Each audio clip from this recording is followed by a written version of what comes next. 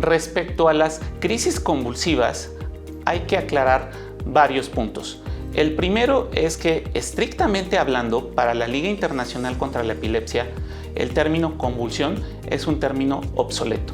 Sin embargo, se establece que en diferentes idiomas y países es un término válido para poder tener una adecuada comunicación y entendimiento con los pacientes y con otros médicos no neurólogos. Sin embargo, hay que aclarar que el término correcto sería una crisis motora. Sin embargo, nos vamos a referir, para que sea más didáctico, como el término crisis convulsivas.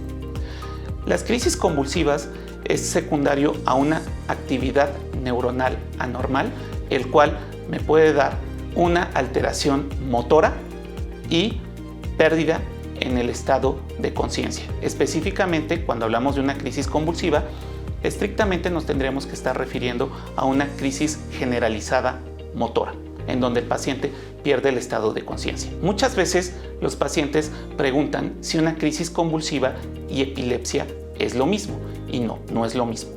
Una epilepsia, lo cual lo define la Liga Internacional contra la Epilepsia, es todo paciente que tiene más de 2 crisis con una separación mayor de 24 horas, pero que estas crisis no son provocadas.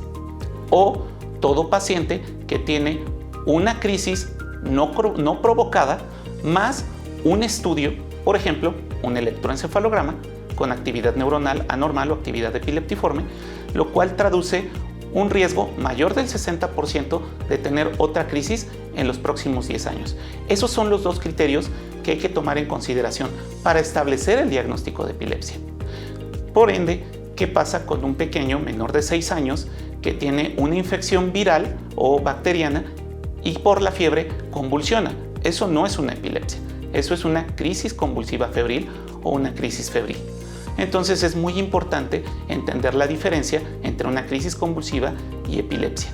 También es muy importante entender que si el paciente tiene una crisis convulsiva no provocada, en donde no sabemos la causa, pero no encontramos ninguna alteración en un estudio de imagen o alteración alguna en un electroencefalograma, no puedo establecer el diagnóstico de epilepsia y tendríamos que manejar únicamente el término de primera crisis y dejar en vigilancia al paciente. Errores comunes que se pueden producir es medicar a un paciente con un antiepiléptico sin evidencia de una crisis, únicamente con un electro con actividad neuronal anormal, ya que esto puede estar presente en el 17% de los casos en pacientes con algún trastorno del neurodesarrollo. Ese es un error común. Otro error común es medicar sin estudio alguno a un paciente solamente al tener una primera crisis, o medicar a un paciente de forma indefinida por tener simplemente una crisis provocada,